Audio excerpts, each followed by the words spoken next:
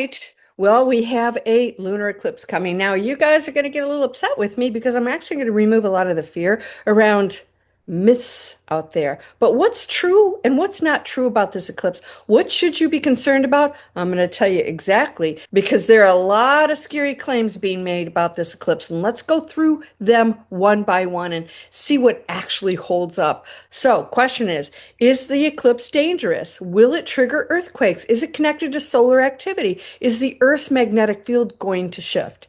Is this a portal? Is there going to be darkness? Is something going to happen to humanity? And where did Edgar Cayce and Dolores Cannon claims come from? Because that's been out on the internet connected to this eclipse. What are they not telling you? Let's go.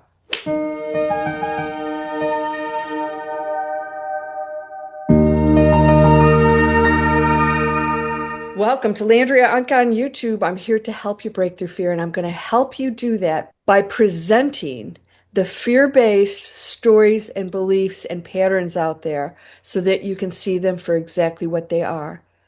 And I'm going to tell you what, we've got some major videos coming from the eclipse to reptilians to the emerald tablets. And I did some deep research, and I'm going to share with you what's false out there so that you can start to relax and realize there's beautiful things going on this planet. There is a remarkable celestial event happening this week. Actually, a couple days. And if you've been following what people are saying about it online, you might think we're not simply approaching a lunar eclipse at all, but some kind of cosmic warning. Are you watching this on YouTube? Because there's stories circulating about earthquakes, magnetic pole shifts, which is happening, solar storms, which has been happening, 3 days of darkness. I just did the video on that and debunked it. Massive consciousness changes, that is going on. And the beginning of a new era, yes. And even claims that this partial eclipse was somehow known or predicted by Edgar Cayce and Dolores Cannon. I'm going to tell you exactly what they said about it. And I have to tell you, some of these stories are absolutely fascinating, but some of them are absolutely completely unsupported. That doesn't mean the eclipse isn't significant. In fact, the actual event is extraordinary enough that I don't understand why we need to embellish it with things that aren't true. So, on the night of August 27th into August 28th, the full moon's going to move deeply into Earth's shadow, all right? And at the maximum of the eclipse, approximately 96% of the moon's disk will be inside the darkest part of Earth's shadow. NASA classifies it as a deep partial lunar eclipse because so much of the moon will be covered. The portion inside the shadow can take on that beautiful coppery red appearance. For those of us in the America, this is actually a fantastic event to watch because we're going to see eclipse during the night of August 27th. The partial phase begins at 10:34 p.m. Eastern, and it reaches around maximum at 12:12 a.m. on August 28th. And I want you to have something much more useful than another prediction or think there's a fear-based event coming. I want you to know what is actually happening and what isn't happening. A lunar eclipse happens when the sun, Earth, and moon line up in such a way that the moon passes through Earth's shadow. That's it. Can this eclipse cause earthquakes? No. So when you see the August eclipse will trigger massive earthquakes, it's a lie. But it sure gets a lot of views. Are you supporting those doom and gloom channels? That's in your energy field. So could there be an earthquake during the eclipse? Sure. But it's not related. So what about volcanoes? The same principle applies to volcanoes. This is where I think the internet makes some serious mistakes. It's fear-based. It keeps us in this low frequency that we're supposed to be evolving out of. Is the Earth's magnetic field going crazy? Let's talk about one of the claims that sounds particularly scientific.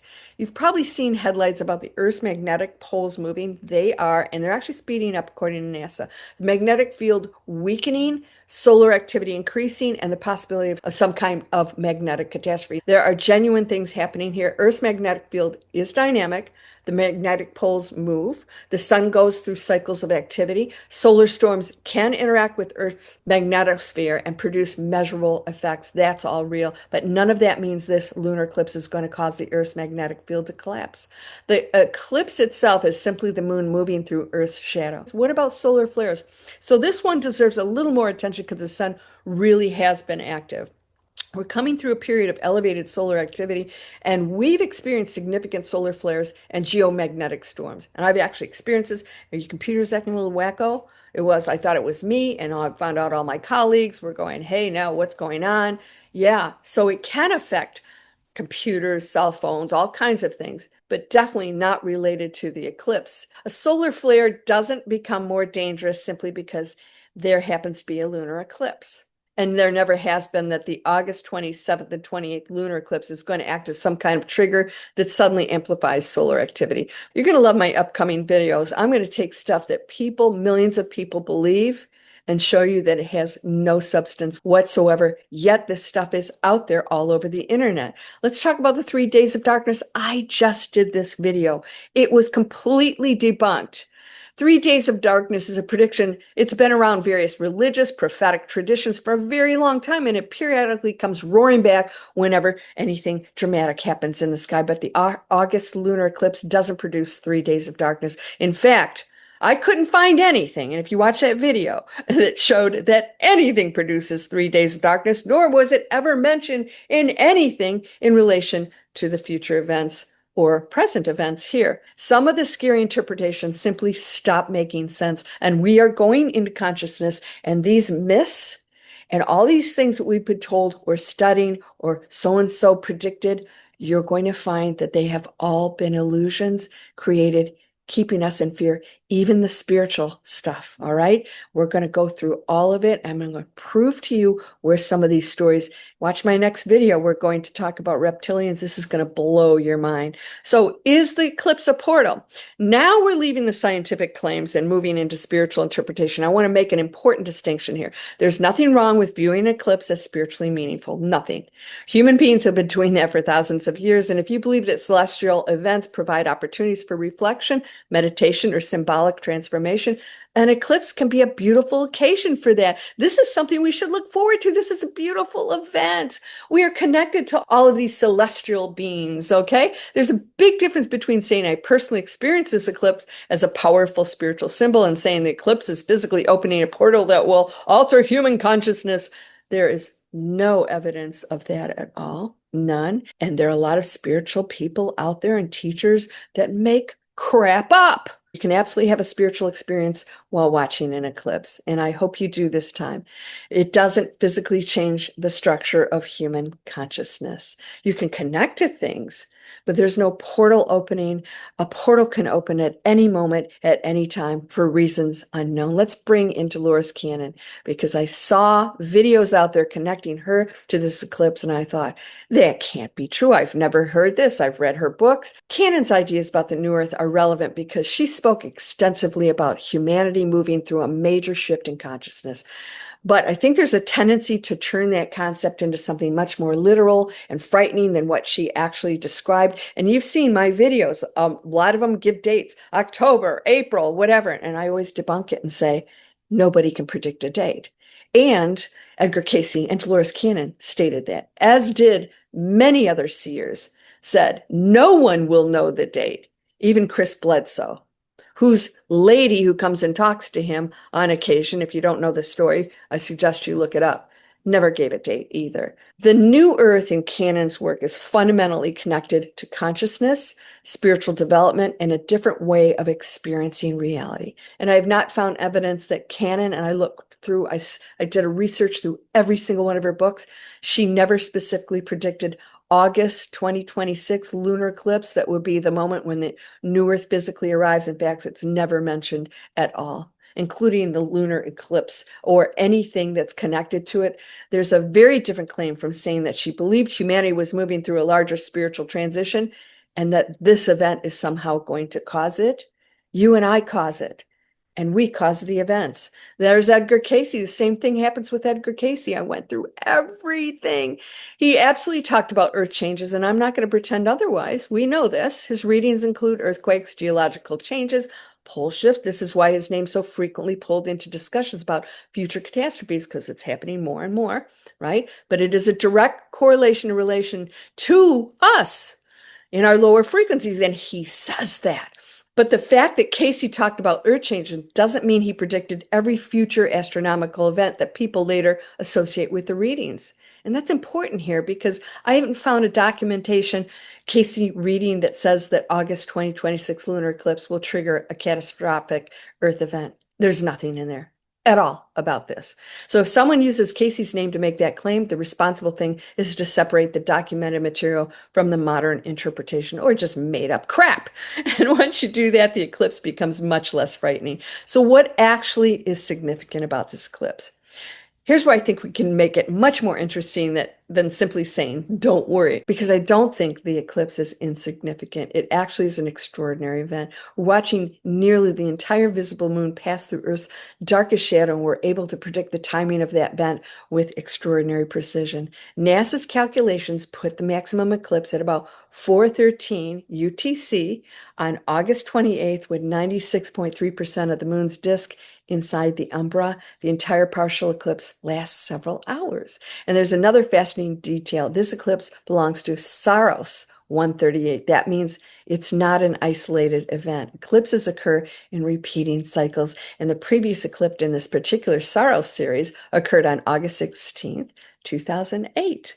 Well, the next will occur on September 7th, 2044. Think about that for a moment. The eclipse that people are calling a potential planetary warning is part of a predictable astronomical family that has been repeated according to celestial mechanics for generation. That doesn't make it boring. It makes it more extraordinary because it doesn't happen that often because we're watching something that connects to a pattern much larger than our individual lives. So the most important myth to debunk, perhaps the biggest misconception, isn't that the eclipse is dangerous. It's something extraordinary happening in the sky automatically means something extraordinary is going to happen to us. We have a tendency to look at celestial events and assume they must be messages about human affairs, usually negative ones. Sometimes that's a meaningful spiritual interpretation, but it's not a scientific conclusion. And by the way, I don't bank on science alone. I think the two are coming together, but we know that there's nothing dangerous about what we're about to see here coming up. So should you be afraid of August 27th, 28th? Based on what we currently know, there's no scientific reason to expect this lunar eclipse to trigger a global catastrophic event or a pole shift. It's already underway. No 3 days of darkness or earthquakes or some kind of sudden planetary destruction. In fact, it's something beautiful, and I celebrate it. How wonderful to stand as a little speck on this beautiful planet and watch that amazing moon go by behind in our shadow while the sun is over here shining. What a beautiful event. I would pop the champagne, go out and watch and celebrate it. Take some pictures and send them to me. Don't let somebody else's prediction rob you of the actual event. There's so many myths out there, and we're going to start to debunk them because when you find out where they come from, you're going to be shocked. I have a few videos that are going to reveal some really crazy stuff of the origins of the stories we're hearing right now. We're creating everything. And of course, everything has its own trajectory, has its own plan and its own journey and its own teachings. And so we must allow that and respect that and know that we're all connected. And the decisions that are made along the way in that journey do affect the whole, which is all things. Did you know there's about 30 billion stars in our galaxy alone? In our galaxy. And there are trillions of galaxies within visibility of our scopes. An amazing life out there that's waiting to say, hey, come join us when you can start behaving.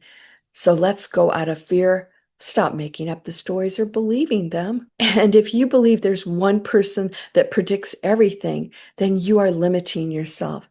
Think about where your life is going. Think about what you want to leave behind and what you want to create. You don't have to choose between science and spirituality. You can understand the mechanics of an eclipse and still feel awe when you look at it.